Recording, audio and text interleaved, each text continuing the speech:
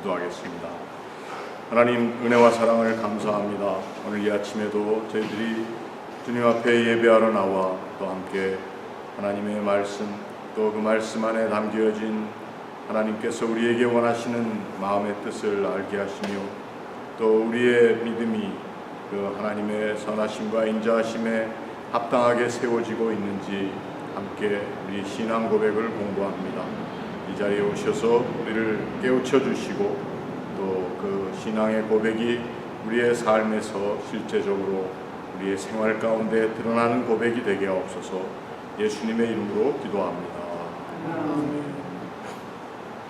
자, 우리 지난 시간까지 예수 그리스도께서 곧 구원자이신 예수, 그리고 메시아, 기름 부음 받은 자로서의 그리스도, 그래서 그리스도의 직책에는 제사장의 직책과 예언자의 직책과 왕의 직책, 이렇게 했습니다. 그래서 이 모든 것들은 참 존귀하고 높임을 받는 그러한 주님의 자리인데, 그러나 그리스도께서 또 그렇게 높은데 존귀한 자리만 계신 게 아니라 낮아지셨습니다.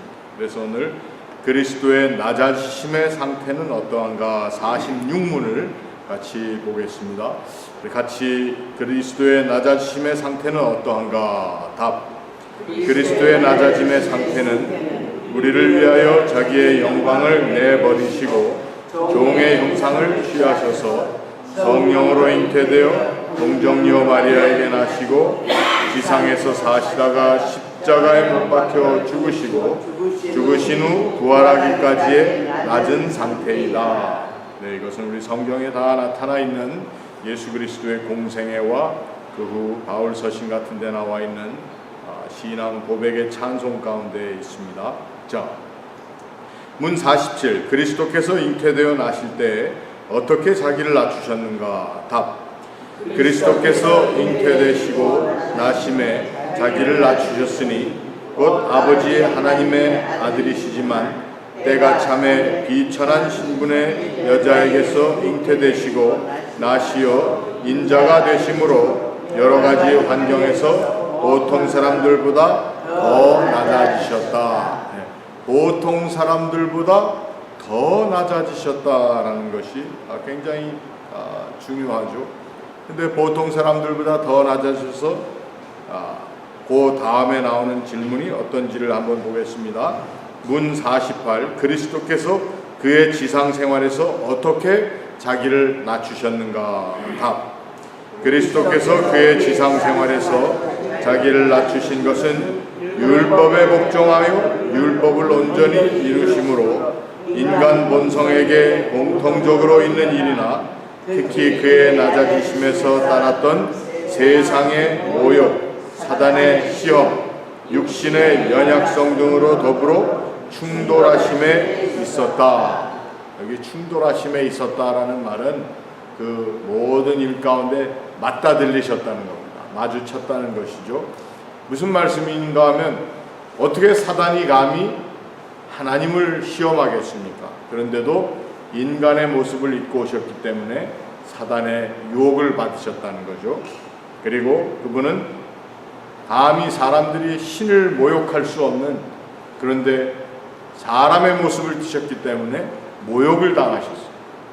십자가에 달리기 전에는 그 얼굴을 얻어맞으셨어요. 침뱉음을 당하시고. 그러니까 예수께서 그의 지상생활 가운데 낮아지신 것이 이처럼 정말 신이시면서도 인간 가운데 인간들이 겪는 낮아지심을 경험하셨다. 자, 문 49. 그렇다면 그리스도께서 그의 죽음에서 어떻게 자기를 낮추셨는가? 답.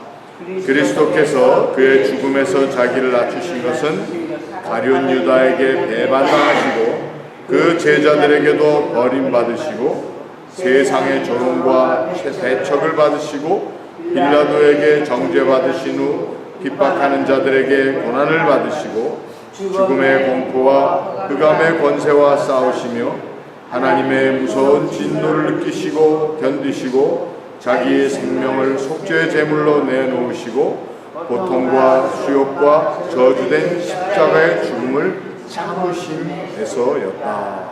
네. 이렇게까지 낮아지신 주님인데 문 50 그리스도께서 죽으신 후 그의 낮아지심은 어떻게 이루어졌는가? 답 그리스도께서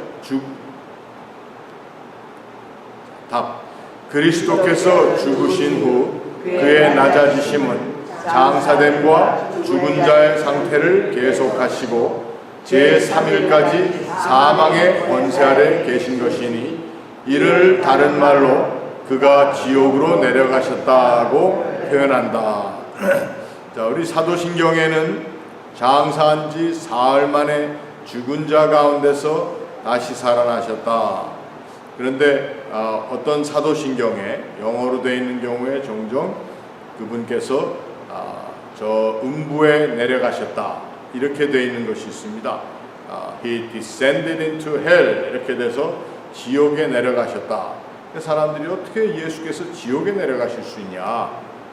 그래가지고 그걸 이제 많이 디베이트를 해서 어떤 사도신경에는 뺐어요. 그래서 우리가 하는 사도신경에는 그걸 뺐는데 오늘 그 빼는 이유를 죽은 자의 상태를 계속하시고 제3일까지 사망의 권세 아래 계셨다라고 하는 것을 지옥으로 내려가신 걸로 표현한 것이다.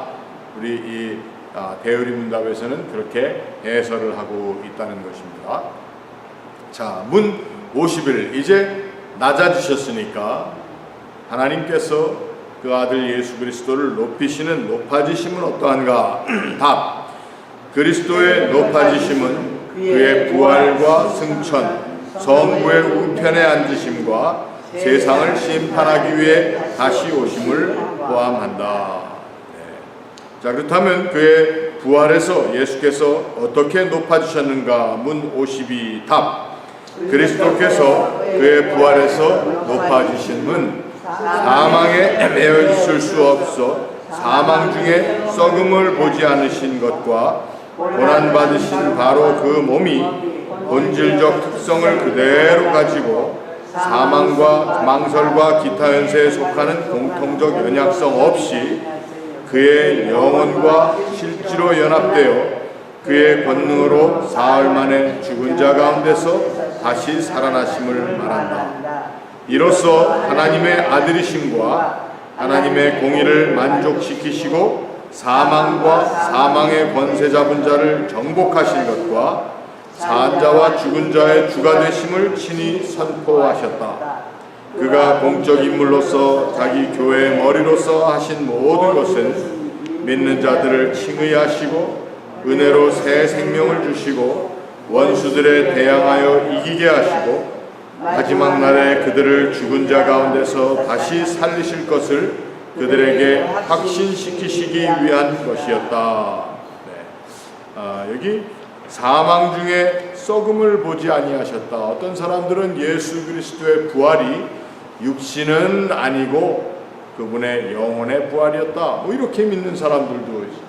근데 그것이 아니고 그분은 바로 몸이 본질적 특성, 몸이 가지는 본질적인 특성을 그대로 가지시고 그래서 예수께서 죽으신 후에 어떤 사람들은 이 세상 사람들이 부활하는 그런 부활, 예수의 부활과는 좀 종류가 다르다 이렇게 얘기하는 것 하나도 맞지 않습니다. 이걸 아주 정확하게 얘기하고 있는 것입니다.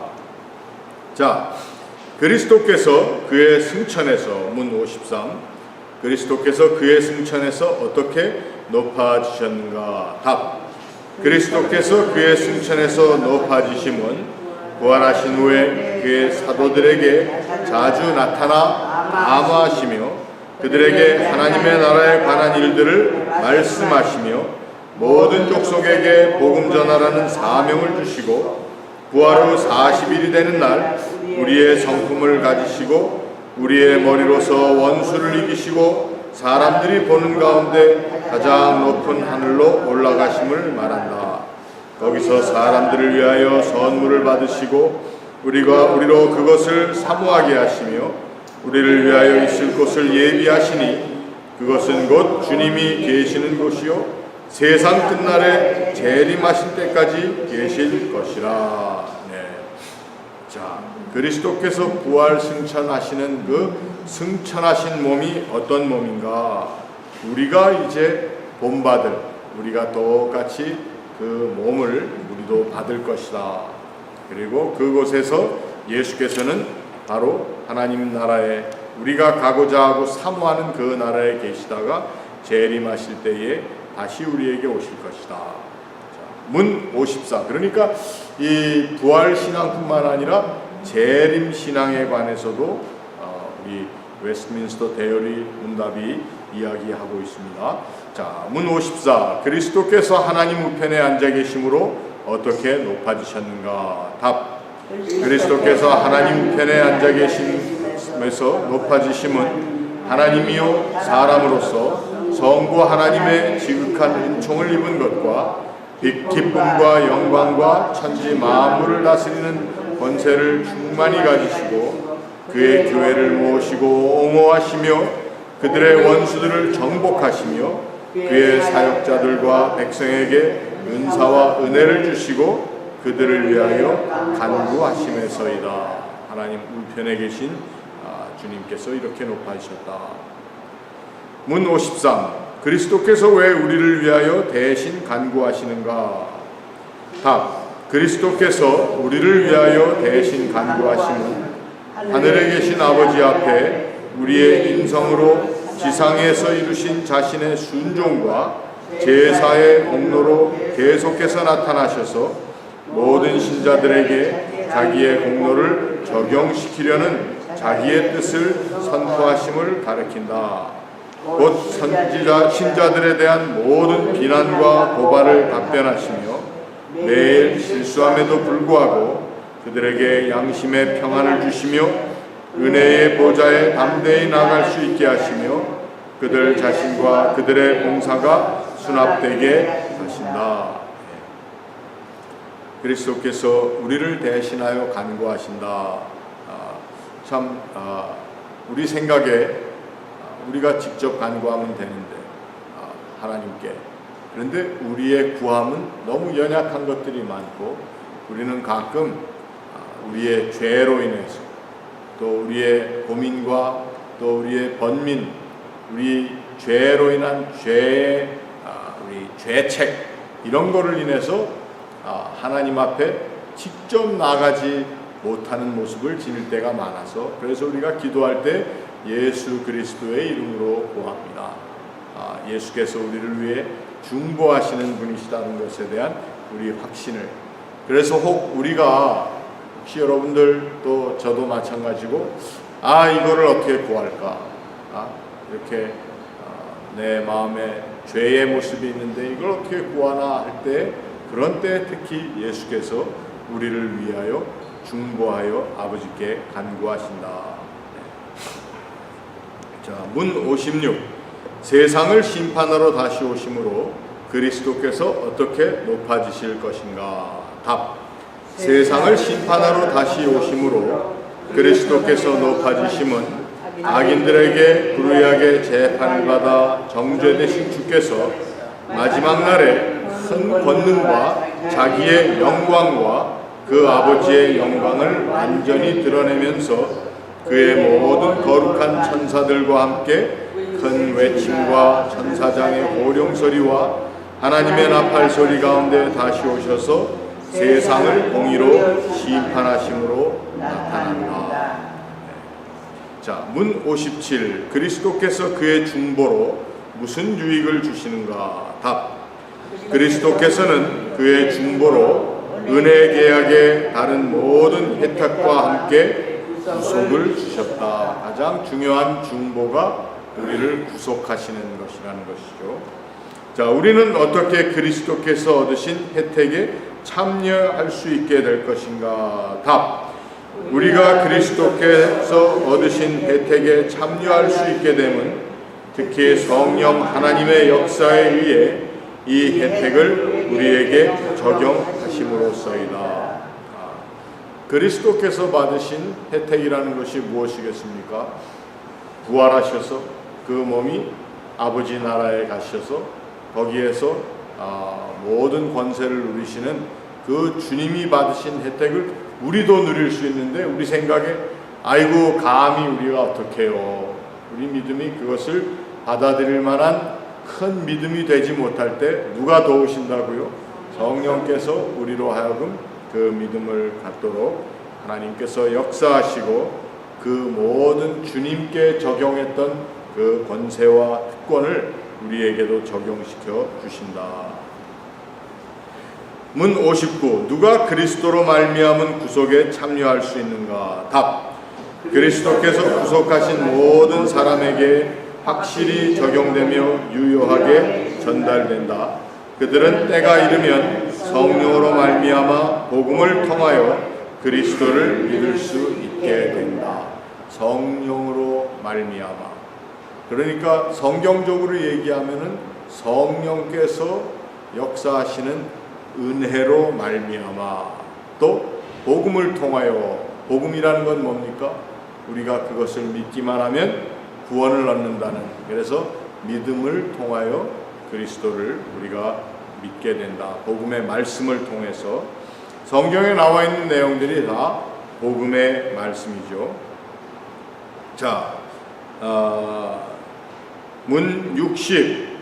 복음을 들어본 일이 없어서 예수 그리스도를 알지도 못하고 믿지도 않는 사람들이 이성의 빛에 따라 삶으로 구원을 얻을 수 있는가? 답. 복음을 들어본 일이 없으므로 예수 그리스도를 알지도 못하고 믿지도 않는 사람들은 제 아무리 부지런하고 자기의 생활을 본성의 빛에 맞추려고 애쓰거나 그들이 믿는 종교의 율법을 지키려 하여도 구원을 얻을 수 없다. 그리스도 밖에는 어떠한 곳에도 구원이 없고 오로지 그리스도 안에만 있으니 그는 자기 몸된 교회만의 구주이신 것이다. 이것은 이제 오직 그리스도를 통해서만, 예수를 통해서만 얻을 수 있는 구원에 대해서 말씀하고 있습니다. 어떤 다원주의나 혼합 종교 이런 것을 통해서는 안 돼. 우리가 물론 다른 종교에 대해서 이해하고 그들과 대화하는 것은 중요하지만 우리가 굳건하게 가지고 있는 것은 이 세상에 구원받을 이름을 주신 적이 없다라고 말씀하신 사도행전에 나와 있는 말씀을 보면은 예수 그리스도께서만이 우리를 구원에 이르게 하시는 유일한 길이다라는 것입니다. 자, 문 61. 복음을 듣고 교회 안에서 생활하는 사람들이 다 구원을 얻겠는가? 답. 복음을 듣고 유형 교회에서 생활하는 사람들이 다 구원을 얻을 수 있는 것은 아니고 다만 무형 교회의 진정한 회원만이 구원을 얻는 것이다. 그래서 이제 유형 교회, 무형 교회 이야기가 나오니까 거기에 대한 질문을 합니다. 유형 교회란 무엇인가? 답. 유형 교회라는 것은 참 종교를 고백하는 세계 모든 시대와 장소에 있는 모든 사람과 그들의 자녀로 구성된 한 단체이다. 그렇다면 유형교회의 특권은 무엇인가? 유형교회가 갖는 특권은 하나님의 특별한 보호와 관리 밑에 있는 것과 모든 적의 반항에도 불구하고 모든 시대에 있어서 보호를 받으며 보존되는 것들이다. 성도의 교통과 구원의 방편과 복음의 역사로 오는 은혜의 초청이다. 곧 교회의 모든 회원들에게 누구든지 그를 믿으면 구원 얻고 그에게 오는 자를 한 사람도 버리지 않으시겠다는 그 증언하시는 그리스도에 의한 은혜의 초청을 내리는 특권이다. 자, 그렇다면 이것이 유형교회, 곧 우리들의 교회입니다. 우리 지금 교회, 또 이 세상에 있는 많은 다른 교회들인데, 그렇다면 무형교회란 무엇인가? 답. 무형교회는 머리 되시는 그리스도 밑에 하나로 모이며 장차 모일 택한 자의 총수이다. 이 무형교회는 지금 우리 눈에 보이는 지금의 교회가 아니라는 것이죠. 가시적인 교회가 아니고 이제 진정한 택함을 입은 사람들의 교회. 그래서 이 웨스트민스터 신앙고백 이전에도 무형교회와 유형교회를 구별해서 가르쳤습니다. 오늘 우리들도 마찬가지로 우리 교회는 유형의 교회죠. 그렇다면 무형교회는 무엇인가? 정말 하나님의 구원함을 받은 온전한 사람들이 이제 함께 모일 교회로서 장로교도 아니고 개톨릭도 아니고 뭐 감리교 이런 것 다 떠나서 정말 온전히 마지막 때에 하나 되는 그러한 교회라는 것입니다. 자, 그렇다면 무형교회 회원들은 그리스도로 말미암아 어떠한 특별한 혜택을 누리는가? 답. 무형교회 회원은 그리스도로 말미암아 은혜와 영광 주에 주님과의 연합과 교통을 누린다. 정말 온전한 교회, 이 하나님의 택하심을 확실하게 인증된 사람들의 교회.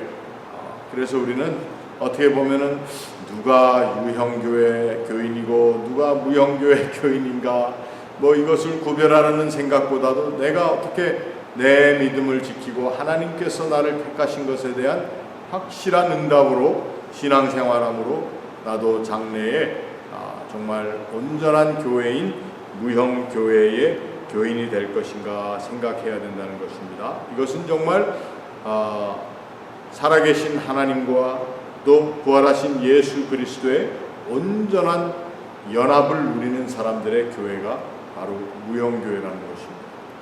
그래서 어떤 사람들은 그런 얘기를 합니다. 무형교회가 반드시 미래에 다가올 교회만 무형교회입니까?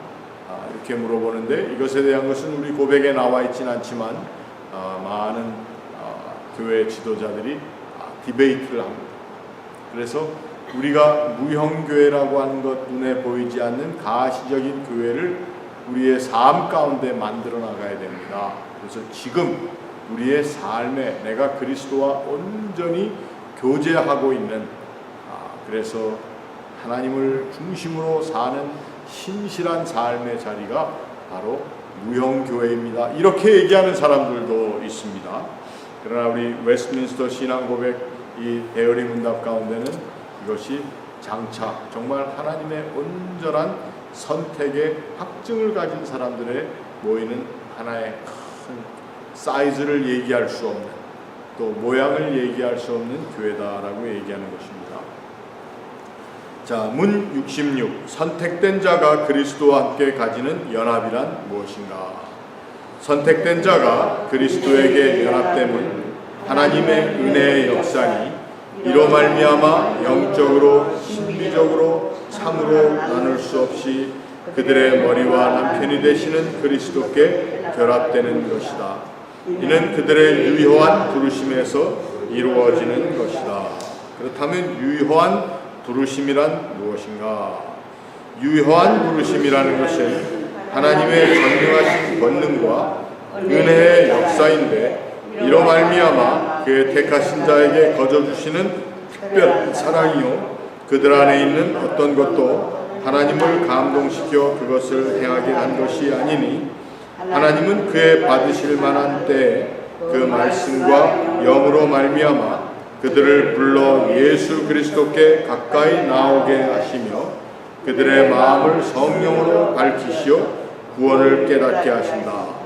또 그들의 의지를 새롭게 하시고 결심하게 하심으로 그들로 비록 그들은 죄 자신은 죄 가운데 죽었으나 기꺼운 마음으로 주님의 부르심에 응하여 그 가운데 제공되어 전해진 은혜를 받아들일 수 있게 하는 것이다.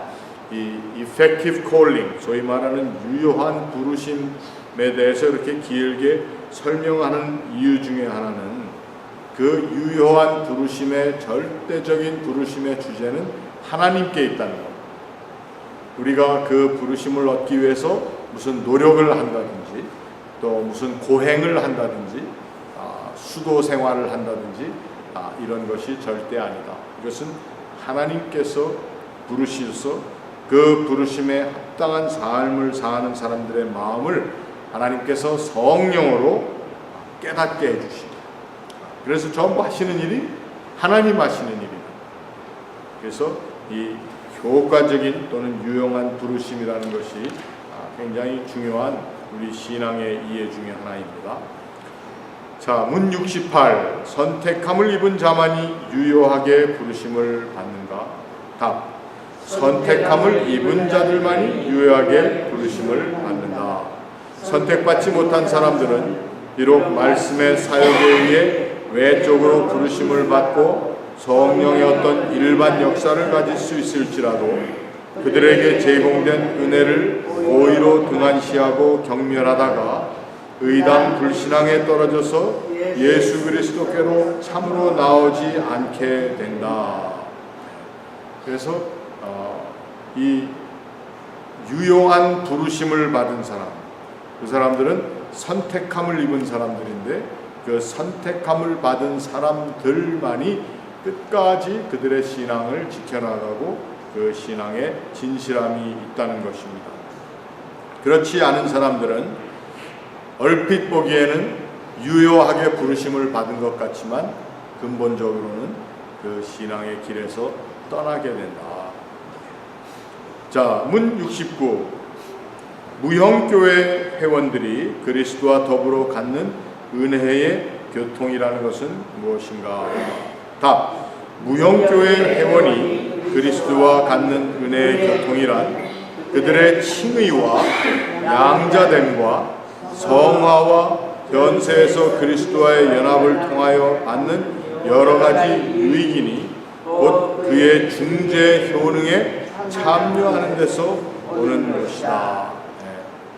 어떻게 보면은 우리들은 무형교회 회원이지만 어떻게든지 우리의 모습이 유형교회 회원이지만 무형교회 회원으로 가는 길에 우리가 서 있어야 된다.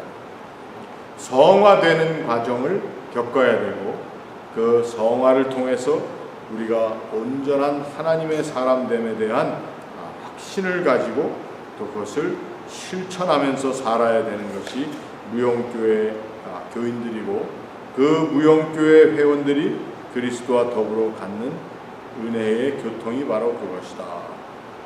자, 문 70. 의롭다 하심 칭의라는 것은 무엇인가? 답. 의롭다 하심이란 죄인들에게 거저주시는 하나님의 은혜 행위인데 하나님이 그들의 모든 죄를 사하시고 자기 목전에 그들을 의로운 자들로 여기시고 받으시는 것이다. 그것은 그들 스스로 할 수 있는 것도 아니며 그들이 행한 어떤 일로 인한 것도 아니냐 오로지 그리스도의 온전한 순종과 완전한 대속을 보시고 그리스도의 의를 저희에게 전가시키고 오직 믿음으로만 받게 되는 것이다. 이런 믿음으로 의롭다 하심을 얻는다는 것이죠. 자, 문 71. 의롭다 하심이 어떻게 하나님의 값없이 거저주시는 은혜의 행위인가? 답. 그리스도께서 친히 순종하심과 죽으심으로써 의롭다 하심을 받는 자들을 위하여 하나님의 공의를 온전하고 참되고 충분하게 만족시키셨다. 그러나 하나님이 그들에게 요구하셨을 만족을 보증인에게서 받으시되 자기의 독생자를 그 보증으로 예비하셔서 그의 의를 그들에게 돌리시게 하셨다. 또 그들이 의롭다 칭함을 받도록 하기 위하여 믿음 외에는 아무것도 요구하지 않으셨고 또 그 믿음도 또한 그의 선물이고 보면 그들을 의롭다 칭함은 값없이 거저주시는 은혜일 뿐이다. 그러니까 우리가 의롭다 심을 얻은 것은 우리의 뭐 한 걸로 된 건 눈꼽만큼도 없어요. 하나도 없습니다. 대신 이것은 하나님께서 온전히 이루신 일이신데 온전히 이루심을 위해서 하나님께서는 이 의로워지기 위한 조건으로 내거는 것이 하나도 없으셨다는 거예요. 대신 뭐만 하면 믿기만 하면 되는데 그 믿음조차도 우리가 노력해서 믿는 것이 아니라 선물로 주십니다. 누가 도와주시니까? 성령께서 그 믿음을 가지도록 해주시니까. 그래서 의롭다 하심은 정말 값 없이 주시는 것이다. 자, 문 72. 의롭다 하는 믿음이란 무엇인가? 답. 의롭다 하는 믿음이라는 것은 하나님의 성령과 말씀으로 말미암아 죄인의 마음속에 이루어지는 것이니 곧 구원하시는 은혜이다. 믿음으로 자기의 죄와 비참함을 깨닫게 되고 잃어버린 상태에서 자신을 회복할 능력이 자신이나 다른 모든 피조물 가운데 없음을 확신케 되고, 복음의 약속이 진리임을 승인할 뿐 아니라 그리스도와 그의 의를 받아 의지함으로써 죄 사함을 받게 되고, 하나님의 목전에 의로운 사람으로 수납되고 인정되고 구원을 받게 된다. 자, 이 믿음으로 의롭다 함을 얻는다. 거기에 대한 설명이 첫 번째로는 이 세상의 어떠한 다른 것으로도 내가 의롭다 함을 입을 수 없다. 그리고 내가 잃어버려진 바 된 그 상태에서 어떠한 세상의 방법으로도 찾아질 수가 없다는 것을 깨달은 사람들이 바로 이 믿음으로 말미암아 의롭다 함을 얻는다는 것을 이해하는 또 우리의 믿음의 모습입니다. 자, 우리 마지막으로 오늘 믿음이 어떻게 하나님 앞에서 죄인을 의롭게 하는가, 이 부분을 한번 읽어보겠습니다. 믿음이 하나님 앞에서 죄인을 의롭게 함은 믿음에 항상 동반하는 다른 은혜 때문도 아니고 믿음의 열매인 선행 때문도 아니며 믿음의 은혜 혹은 다른 어떤 행위가 그에게 의로 돌려줘서도 아니다. 믿음은 오직 그리스도와 그의 이름을 받아 적용하는 방편일 뿐이다. 그리스도와 그의 은혜를 받아서 적용한다. 누구에게 적용? 나에게. 그리고 그것이 나를 위한 것이다. 그 적용의 예를 제가 하나 알려드리겠습니다. 예수께서 십자가에 달리시면서 돌아가실 때에 주여 저들의 죄를 용서하여 주옵소서, 저들이 하는 일을 알지 못하나이다. 누구를 향해서 한 말입니까? 예수님을 못 박고 모욕하고 조롱하는 군병들과 그 모든 다른 사람들을 향해서 그들을 위해서 한 말이지만, 바로 그것을 적용하는 방법은 뭡니까? 나도 그때 거기에 있었다는 것. 예수 그리스도의 용서의 선언을 내가 들었고 그 용서의 대상이 되었다라고 하는 것을 내가 믿는 것입니다. 이 적용이라고 하는 의미가 그렇습니다. 그래서 2000년 전에 일어난 일을 왜 또 우리하고 적용하기 때문에 그렇습니다. 예수께서 제자들에게 떡을 떼어 나눠 주시면서 이 떡은 너희를 위한 내 몸이니 받아 먹으라. 이것을 먹을 때마다 나를 기념하라. 그 적용하는 방법, 우리가 좀 더 가시적으로 그걸 알 수 있게 하기 위해서 우리가 성찬 예식을 합니다. 그러면서 우리는 바로 그때 그 주님의 말씀을 들었던 제자들의 반열 가운데 우리도 함께 있는 것입니다.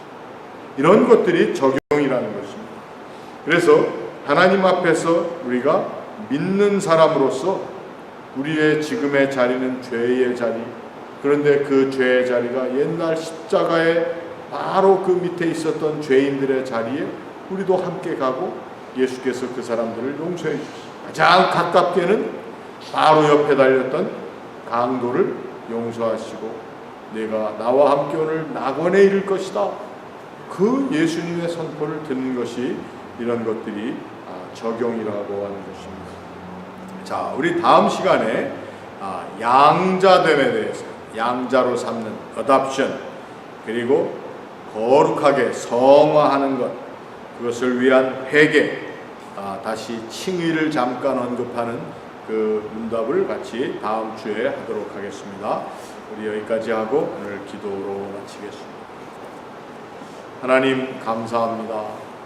우리를 죄 가운데서 또 죄 중에 있는 우리의 모습을 긍휼히 여기시어서 우리를 불러내시고 또 우리를 의롭다 하심을 통해 우리가 주님과 함께 이제 이 세상에서 하나님 앞에 예배하는 유형교회 교인뿐 아니라 무형교회의 교인으로서 하나님 앞에 진실하게 살고자 하오니 오늘 우리의 신앙 고백, 이 신앙 고백 공부를 통해 또 함께 배운 모든 것들이 우리의 믿음을 더욱더 온전케 하는 하나님의 도우심과 우리를 온전케 하시는 하나님의 거룩하신 영의 역사하심을 저희들이 받게 하여 주시옵소서. 예배하는 시간 더 기쁨으로 또 더욱더 하나님을 사랑하는 마음으로 예배하게 하옵소서. 예수님의 이름으로 기도합니다. 아멘.